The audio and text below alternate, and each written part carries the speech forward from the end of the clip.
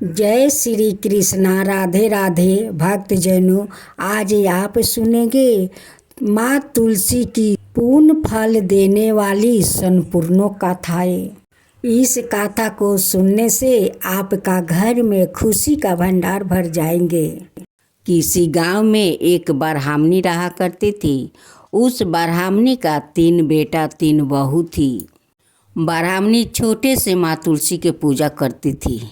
वो बिना पूजा किए वो कभी भोजन नहीं करती थी। पहले माँ तुलसी का सेवा करती, उसका बाद वो भोजन करती थी। रोज सुबह उठकर वो सारा तुलसी में जल देती थी। वो अपना आंगन में पूरा तुलसी का पौधा लगाई थी। रोज सुबह उठकर तुलसी में पानी देती थी। हर बृहस्पतिवार के वो गंगा से जल लिया कर और उस सारे तुलसी के पौधा के ऊपर जल छिटती थी। ये सब देखकर तीनों बहू को अच्छा नहीं लगती थी। वो कहती है कि तुम सुबह उठकर उस गाछ के तुम पानी देती हो और गंगा से जल लिया कर छिड़कती हो, तो उस पौधा तुम्हें क्या देता है? वही काम अगर घर के करो तो तुम्हारा पेट भरेगा। और उस पौधा को सेवा करती हो तो तुम्हें पौधा खाने को नहीं देते हैं। तुलसी उनकी श्रद्धा भक्ति देखकर एक बूढ़ी का रूप धारण करती और रोज आकर कहती, माई तू क्या करती है? वो कहती है कि देखिए, मैं तो तुलसी का सेवा कर रही हूँ, अपना तुलसी के ऊपर जल छिड़क रही हूँ। ये गंगा जल है और सुबह उठकर मैं तुलसी को जल देती हूँ। हर बृहस्पतिवार को गंगा से जल लिया कर और उन्हें छिड़कती हूँ, क्योंकि मेरा तुलसी शुद्ध रहे। इसी तुलसी से तो सभी भोज में तुलसी ले जाते हैं और विष्णु, गोपाल, बजरंगी सभिन को तो इसी पाता से भोग लगता है। उसलिए इस पौधों को हमेशा मैं सर सफाई रखती हूँ। तुलसी का सेवा करते करते ब्राह्मणी बहुत बुरी हो गई। बुरी होने के बाद वो तीनों बहू कहती है कि जाओ उस तुलसी के सेवा करो, वही तुम्हें देखभाल करेगी। तुम क्या घर के काम करती हो, हम लोग के सेवा करती हो कि हम लोग तुम्हारी सेवा करूं? जाओ उसी पौधा के पास जाओ, वही पौधा तुम्हें सेवा करेगी। ब्राह्मणी बेचारी बुरा हो गई। वो नहीं उठ पा रही थी और नहीं कुछ कर पा रही थी। वो तीनों बहू मिलकर ले जाकर उसी तुलसी के पौधा के पास सुला देती है और कहती है कि यही पौधा तुम्हें देखेगी। तुम इस पौधा को सेवा करती हो तो पौधा तुम्हारी सेवा करेगी। अब तो ब्राह्मणी बेचारी उसी तुलसी के पौधा के पास जाकर बहू तीनों सुला देती है, वहीं पर पड़ी रहती है। अब नहीं तीनों बहू देखने आती है और नहीं बहू को एक गिलास जल देती है। बुढ़िया माई वही पेड़ के पास सोई सोई वो तुलसी के पुकार रही थी। बुढ़िया माई का पुकार सुनकर तुलसी माता आती है, लोटे में जल लेकर कहती है कि माई तू जल खाएगी, ले जल खा ले माँ। ब्राह्मणी बूढ़ी माई कहती है कि बेटी तू आ गई, आओ, तुझे तो मैं पुकार रही थी। देख मेरे तीनों बहू मुझे इस तुलसी के पौधे के पास सुला दी और देखभाल नहीं करती है, नहीं एक गिलास जल देती है। तुलसी कहती है कि माँ अब तेरा कष्ट नहीं होगा, दुख सहना नहीं पड़ेगा।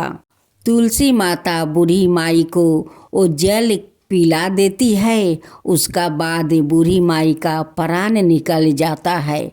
सब गांववासी आते हैं और बूढ़ी माई को शमशान ले जाते हैं और उन्हें गति करते हैं। लेकिन तीनों बहू नहीं आई अपना सासू माँ को देखने के लिए। तीनों बेटा लोग तो कहीं बाहर गए हुए थे, वो लोग का तो कोई पता ही नहीं था। बस गांव वाले सभी ने आए, आकर बूढ़ी माई को शमशान ले गए। उस तुलसी माँ का एक घोट अपना हाथ से जल पिला दी और उनकी प्राण का मुक्ति मिल गया।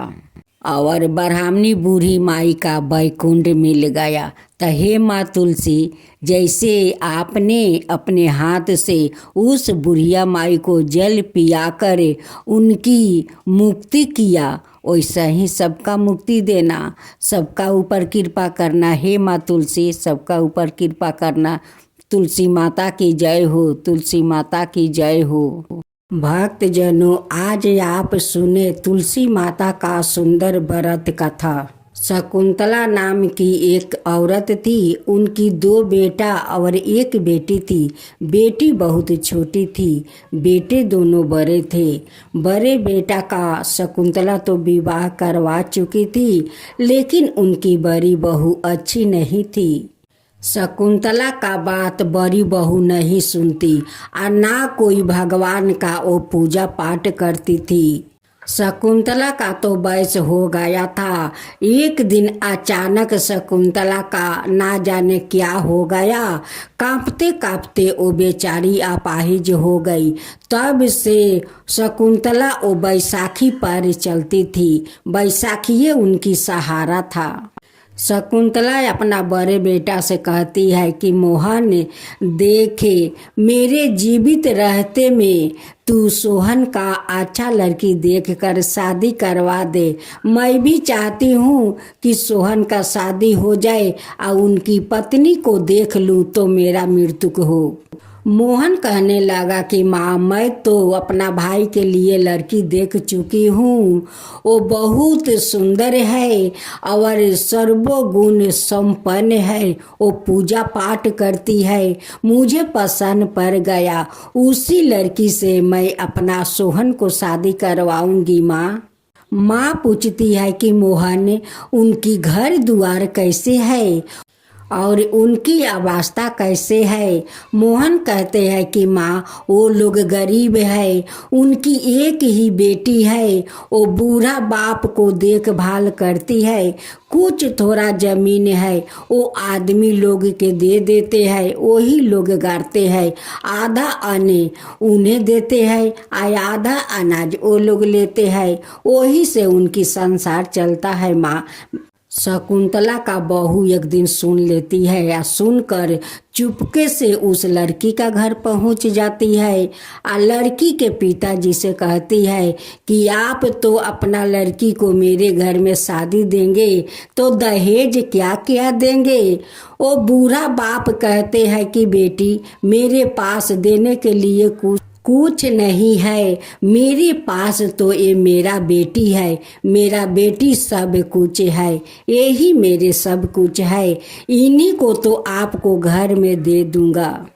बड़ी बहू कहती है कि ऐसा ही कैसे हमारे घर में अपना बेटी को दे देंगे, ये घर है, जमीन है, बेच दीजिए, अब बेचकर मेरा देवर को दहेज दीजिए। सावित्री सुनकर कहती है कि पिताजी, मुझे शादी नहीं करना है, जो घर में दहेज लोग मांगते हैं उस घर में मैं शादी नहीं करूंगी। बड़ी बहू जे सावित्री के घर में आकर उनकी पिताजी से वो जमीन बेचकर दहेज मांगती है, इसका बारे में तो ना पाता था मोहन को और ना पाता था सोहन को, किसी को पता नहीं था कि वो चुपके से उनकी घर में जाकर दहेज मांगती है। एक दिन सावित्री का पिताजी आकर मोहन से कहते हैं कि इस घर में मेरी बेटी नहीं आएगी, जिस घर में लोग दहेज मांगते हैं उस घर में नहीं आएगी। मोहन कहने लगे कि पिताजी, आपसे कौन मांगा है दहेज, मैं तो आपसे दहेज नहीं मांगा। कहने लगे कि बेटा, तेरा पत्नी गई थी, कहती है कि जगह जमीन बेचकर दहेज मेरा देवर को दे दो। मोहन कहने लगा कि देखिए पिताजी, हमारा तो पता नहीं है कि मेरी पत्नी आपका घर जाकर दहेज मांगती है। मोहन कहने लगा कि देखिए पिताजी, एक कपड़ा में अपना बेटी को विदाई कर दीजिए, बस वही मेरे लिए बहुत होगा। ये बात सुनकर मोहन का पत्नी तो जलने लगी, कहने लगी कि ये शादी तो नहीं रोकेगा, लेकिन मैं कैसे रोकूं, क्या करूं। उनकी गांव में एक अघोरी था जो सभी लोग से ठगा ठगा कर पैसा और जेवरात लेता था। उसी के पास से मोहन का पत्नी जाती है आया घोर से कहती है कि बाबा एक काम कर दीजिए, आपको बहुत सारा मैं पैसा दूंगा। अघोरी बाबा कहते हैं कि बोल बेटी कैसा काम करना है, जैसा बोलेगी वैसा ही काम हो जाएगा। कहती है कि बाबा एक लड़की है जो मेरा देवर से शादी होने वाला है, वो मेरे घर के लिए अशुभ है, मेरे देवर के लिए अशुभ है, वो आएगी तो मेरा देवर को मृत्यु हो जाएगा। उस लड़की के आप जैसा भी हो वैसा उसे खत्म कर दीजिए। अघोरी बाबा अपना दूत को बाजार में बैठाता है और कहते हैं कि वो लड़की की जहाँ देखो वहाँ से उठाकर ले जाओ और नदी में फेंक दो। उसी दिन सावित्री नदी से जल भरकर कलश में आ रही थी। अघोरी का दूत को नजर पड़ा और जाकर उन्हें हाथ पकड़कर उस नदी में घसीटते ले जा रहा था फेंकने के लिए।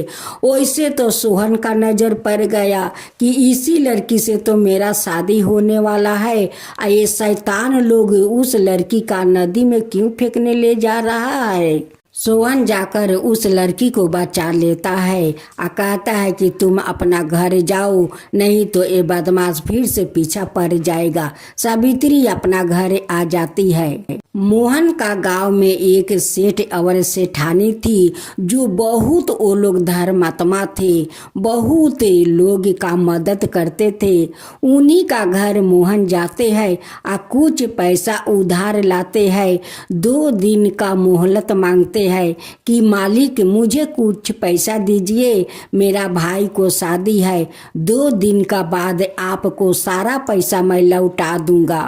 सेठ जी पैसा दे देते हैं। मोहन लिया कर अपना भाई को धूमधाम से शादी करवाते हैं। सावित्री जब अपना ससुराल आती है, जेठानी दुख देने का शुरू कर देती है। कहती है कि बिना दहेज के आई है मेरे घर में तो बैठकर कैसे खाएगी, चल सारा दिन घर के काम कर।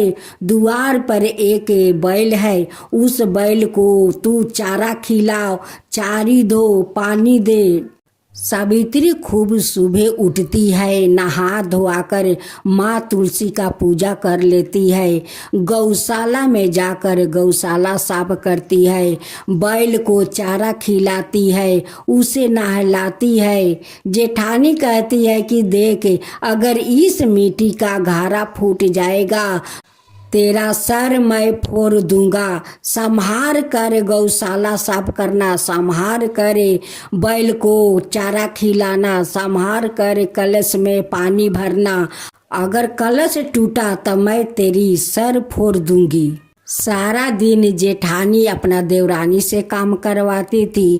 उनकी ननद कहती है कि भाभी, छोटी भाभी से तुम इतना काम करवाती हो लेकिन खाने के लिए नहीं पूछती हो। अभी तो भाभी नई नवेली है, देखो भैया लोग घर पर नहीं है, काम करने गए हैं, आया पे छोटी भाभी को इतना तकलीफ क्यों देती हो। ननद से कहती है कि जा 2 थाला में भोजन परोस कर ले आओ। 2 थाला में परोस कर ले आती है। ननद कहती है कि भाभी आप खाओ, मैं छोटी भाभी के साथ मिलकर हम लोग खाना खा लेंगे। वो कहती है कि नहीं, वो रोटी जो थाला में है वो बैल को जाकर खिला दो, लेकिन वो डाइन कुलच्छनी को मत खिलाओ। एक दिन सावित्री उस कलश में पानी भरकर बैल को चारी में डालने जाती है। उनकी हाथ से कलश भी छीलकर वो कलश फूट जाता है। जेठानी दौड़ी दौड़ी जाती है, कहती है कि यारे कुलच्छनी, तेरा शरीर में जोर नहीं है, तू अन्न नहीं खाती है, तू क्या बीमार है, कमजोर है कि तू कलश को तोड़ दिया। अरे कुलच्छनी, तू कलश के क्यों तोड़ा। अब तो जेठानी उसे बहुत मार मारती है। सेठ जी का 5 साल शादी का हो गया था लेकिन कोई संतान नहीं हुआ। एक दिन सेठानी का पता चला कि गांव में एक अघोरी बाबा आए हैं, वो जो बोलते हैं वही होता है। वही पर सेठानी जा रही थी। अघोरी बाबा का पास पहुंची तो अघोरी बाबा कहने लगे कि आइए सेठानी, आइए आइए, आपको जो इच्छा होगा वो सारे इच्छा आपका पूरा हो जाएगा। सेठानी कहती है कि बाबा मेरा 5 साल शादी का हो गया है, अभी तक मैं माँ नहीं बनी। अब तक अघोरी बाबा कहने लगे कि जरूर होगा, मैं आपको ऐसा एक तबीज दूंगा, उस तबीज को सेठ जी का गले में पहना देना, तब देखना आपको संतान जरूर होगा। ठगवा अघोरी बाबा वो सेठानी का शैतानी तबीज दे दिया। सेठानी ले जाकर सेठ जी के गले में पहना दी। कभी सेठ जी कभी अपना गले में सूता नहीं पहना। सेठ जी कहने लगे कि सेठानी आप इतना खुशी से मुझे ये तबीज पहनाती है तो पहनाओ, मैं खुशी से पहन लूँगा। सेठ जी तबीज पहनते ही इंसान से शैतान बन गए। अब तो घर में पूरा शैतानी करने लगे, बाहर को लोग के साथ शैतानी करने लगे।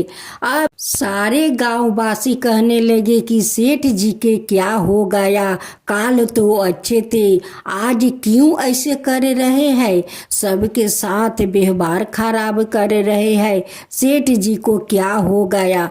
लेकिन पता नहीं था कोई को और ना सेठानी को कि उस तबीज के कारण सेठ जी शैतान बन गए हैं। मोहन का पत्नी सोचने लगी कि लोहा तो गर्म हो गया है, क्यों ना मैं जाकर हथौड़ा मारूं, यही मौका है, मैं जाकर सेठ जी से कहती हूँ कि वो अपना सारा कर्ज आपस ले ले, नहीं तो वो बाद में सोहन नहीं देगा। मोहन का पत्नी सेठ के पास जाती है या कहती है कि सेठ जी मोहन और सोहन के पास बहुत सारा पैसा है, जाकर अपना सूद समेत सारे पैसा ले लीजिए। सेठ जी मोहन का घर जाता है या मोहन से कहता है कि मोहन मेरा सूद समेत सारा पैसा दे दे। अब मोहन कहने लगे कि सेठ जी अभी मैं कहाँ से पैसा दूँ, आप चिंता मत करें सेठ जी, मैं सारे आपका सूद समेत पैसा लौटा दूंगा।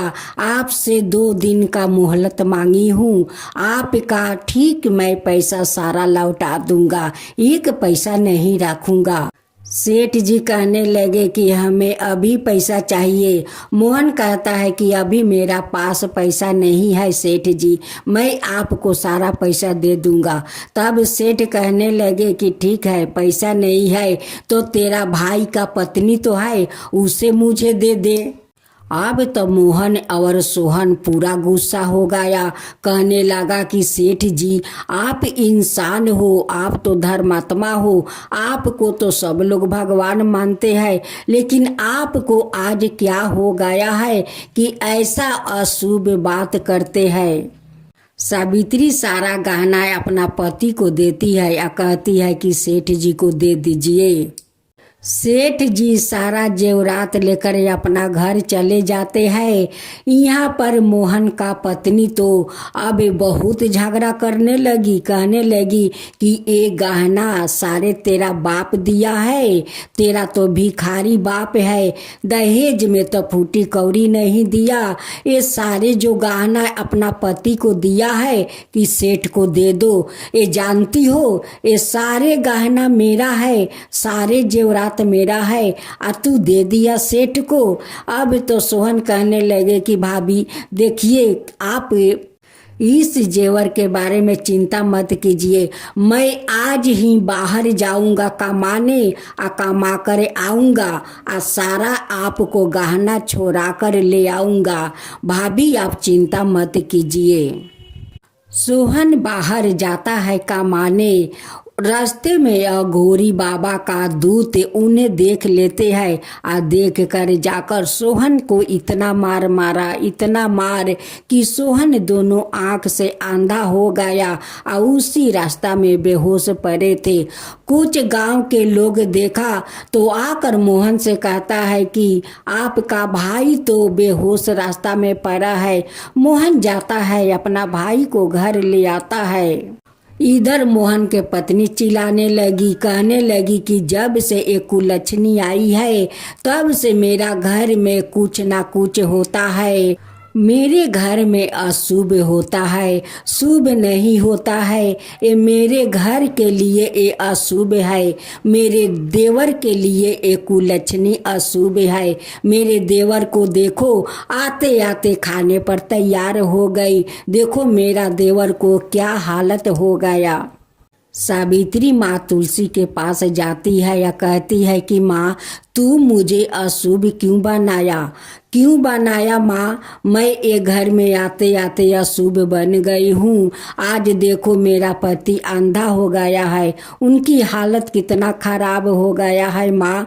अगर मेरे में कुछ सत्य है, मेरे पूजा में अगर भक्ति है तो आप मेरे पति को ठीक कर दो हे तुलसी माता। माँ तुलसी एक बैदिनी का रूप धारण करती है। अब मोहन के घर आती है और कहती है कि वैद्य के दावा लो। जिसका पाँव टूटा है, पाँव टूटने के दावा है। जो अंधा है, अंधे के दावा है। अंधे के अगर आँख पर मेरा दावा लगा दो तो वो सब कुछ देखने लगता है। टूटे हुए पैर पर मेरा दावा लगा दो तो उनकी पैर ठीक हो जाता है। ये बात सुनकर मोहन दौड़े दौड़े अपना दरवाजे पर जाते हैं और उस बैदिनी को बुलाकर ले आते हैं। कहते हैं कि माता देखिए मेरे भाई दोनों आँख से नहीं देखते हैं। कुछ गुंडा लोग ऐसा मारा कि मेरे भाई दोनों आँख से अंधा हो गया है। भेष रूपी बैदिनी कहती है कि ये तुलसी के पाता ले जाओ और उनकी दोनों आँख पर रख दो, देखो वो ठीक हो जाएगा। वो तुलसी पाता ले जाता है, अपना भाई के दोनों आँख पर रख देता है। और कुछ घड़ी के बाद जब वो बैदिनी चली जाती है तो वो दोनों आँख से देखने लगता है। सोहन कहने लगा कि भैया अब तो मैं दोनों आँख से देख रही हूँ, सब कुछ दिख रहा है। अब तो मोहन उस बैदिनी बूढ़ी को खोजने बाहर निकल गया कि वो बैदिनी माता कहाँ गई, वो बैदिनी माता कहाँ गई। वो तो कोई बैदिनी माता थी नहीं, वो तो साक्षात माँ तुलसी बैदिनी का रूप धारण करके आई थी, अपना भक्त का रक्षा की। जब सोहन ठीक हो गया तो दोनों भाई बैल लेकर खेत में गया। उनकी बड़े भाई को प्यास लगा, वो कुआं पर पानी पीने गए। आहर को और बैल को खड़ा कर दिया। उसी समय अघोरी बाबा का दूत आया और उस बैल को खिला दिया। एक बैल तो मर गया। मोहन आकर कहने लगा कि एक बैल तो मर गया, अब हम लोग खेत कैसे जोतेंगे। एक दिन मोहन और सोहन कहीं बाहर चला गया था। उस दिन मोहन का पत्नी कहने लगी कि आज तो दोनों भाई घर में नहीं है, इसी कुलच्छनी के चलते तो मेरा बैल मर गया। जब से मेरा घर में आई है एक ना एक अशुभ होता जा रहा है। ये अभागिन का मैं खेत में ले जाती हूँ, इसे हाल में लगाकर मैं खेत जोतूंगी। अब तो मोहन का पत्नी सावित्री का चूल का मुट्ठी पकड़ती है और छिछराते हुए खेत में ले जाती है और उन्हें हाल में बांध देती है और बांध कर कहती है कि अभागिन चल ये हाल को टाने, नहीं तो तुझे चाबुक से मारते मारते सारा शरीर के खाल उतार दूंगी। अब तो वो हाल टानती है और वो मारती है, चाबुके मारती है। इतना मार मारी कि सावित्री खेत में बेहोश हो गई। अब बेहोश होते कहती है कि माँ तुलसी जब सावित्री खेत में बेहोश हो गई, मोहन का पत्नी उसे छोड़कर घर में भाग गई। माँ तुलसी आती है, सारा खेत को वो जोत देती है और सावित्री को होश में ले आती है और लिया कर कहती है कि बेटी उठ उठ उठ बेटी। ओ अपाहिज सासू माँ बैसाखी परे, वो चिल्लाती है कि बड़ी बहू छोटी बहू के मत मार मत मार, मर जाएगी वो मर जाएगी। लेकिन बहू कहाँ मानती है, वो तो मारते मारते उन्हें बेहोश कर दिया और करके भाग गई। उसी समय मोहन और सोहाने वो आ जाते हैं उसी खेत में। अब तो माँ तुलसी से दर्शन सब कोई का हो जाता है। कहने लगी कि माँ तुलसी आप आकर मेरे सावित्री को रक्षा किया वो डायन से। माँ तुलसी मोहन से कहती है कि मोहन तुम्हारा पत्नी एक कब से चाल चल रही है। तुम्हारा गांव में एक अघोरी बाबा है जो ठगवा है, सबको ठगाते हैं। वो झूठ बोल बोल कर सभी से पैसा जेवराते लेते हैं। उसी अघोरी के पास तुम्हारा पत्नी गई थी कि सावित्री से शादी ना हो। सावित्री के मारने के लिए अघोरी वो अपना दूत भेजा था कि जाकर उसे नदी में फेंक दो, ना रहेगी और ना सोहन से शादी होगा। ये सब आपका पत्नी बोली थी। सेठ जी तो बहुत इंसान आदमी है, वो तो धर्मात्मा है। सेठानी उस बाबा के पास गई थी कि बाबा मेरा 5 साल शादी हो गया, अभी तक मैं माँ नहीं बनी। वो अघोरी जानते हो, वो जो तबीज दिया है शैतानी तबीज, उसी तबीज को पहनते ही इंसान से वो शैतान बन गया है। जाकर उनकी गले से तबीज खोलकर फेंक दो कि वो इंसान बन जाए। अब तो सेठानी दौड़ी दौड़ी जाती है, अपना पति के गले से तबीज वो तोड़ कर फेंक देती है। अब तो सेठ जी इंसान फिर बन गए। मोहन ने अपना पत्नी का चूल का मुट्ठी पकड़ता है और बहुत बहुत मार मारता है उसी चाबुक से। कहता है कि इसी चाबुक से तुम सावित्री को मारा था, बेहोश किया था। आज मैं तुझे मारती हूँ, देख तेरा दर्द होता है कि ना। सावित्री जाकर चाबुक पकड़ लेती है या कहती है कि नहीं भैया छोड़ दीजिए, जेठानी को छोड़ दीजिए, अब वो गलत काम कभी नहीं करेगी। मोहन अपना पत्नी से कहने लगा कि देख देख उसमें दाया कितना है कि मेरा हाथ को चाबुक पकड़ ली तुझे। मोहन का पत्नी कहने लगी कि हे माँ तुलसी मुझे क्षमा कर दीजिए, इस अभागिन का क्षमा कर दीजिए। मैं आज से आपका पूजा करूँगी, सावित्री के साथ मिलकर पूजा करूँगी, माँ श्रद्धा भक्ति से पूजा करूँगी, आप मुझे क्षमा कर दीजिए। सेठ जी मोहन से कहने लगे कि मोहन तुम मुझे माफ कर दो, मैं तुम्हारे साथ ना, मैं तुम्हारा अपराधी हूँ। आज मेरे कारण इतना कुछ हो गया, सब कुछ हो गया मोहन, मेरे कारण हो गया, तुम्हें माफ कर दो। सेठ जी माँ तुलसी से फिर माफ़ी मांगने लगी कि माता मुझे माफ़ कर दीजिए, मेरे कारण आज का भक्त आज इतना तकलीफ कर रही है, मुझे माफ़ कर दीजिए। माँ तुलसी सभी को माफ़ कर देती है और कहती है कि जाओ आज से तुम श्रद्धा भक्ति से मेरे पूजा करो, तुम्हारा संतान जरूर होगा। सेठानी घर जाती है, श्रद्धा भक्ति से माँ तुलसी का पूजा करती है और कुछ दिन का बाद वो माँ बन जाती है। उधर सेठानी माँ बन जाती है, इधर सावित्री माँ बन जाती है। सावित्री कहती है तुलसी माता से कि माता मेरे जेठानी को भी माँ बना दीजिए। 16 दिन तक वो मेरी पूजा और आरती करेगी और 16वां दिन तुम्हारा जेठानी माँ बन जाएगी। कह कर माँ तुलसी अंतर ध्यान हो जाती है।